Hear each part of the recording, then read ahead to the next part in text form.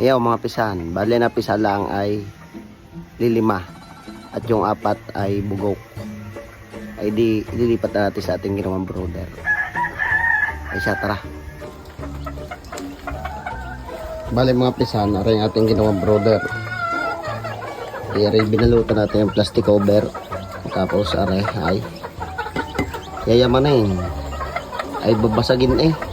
Yan ay galing din eh sa amin doon mga istantay na nakatambak na. Ay sayang naman. Ay di ginawa na namin pintaw.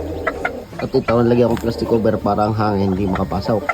Ay di arin na ang ating mga sisew at saka ang inahin. Ba tayo walang pailaw ay di kasama ang inahin sa loob. Aray pisan. Tama, papakita ko sa inyo. Hindi maaray. Kaya pisan. Bali 5 lang ating nagisisew. Hindi nilagyan natin patoka at saka aray, painom na may asukal. Saka sa aray, kusot ang nilagay natin. Para hindi puro ipot ang sahig. Buwan sahig na rin pisa na yun ay. Plywood lang din. Hindi nilagyan natin ang kusot.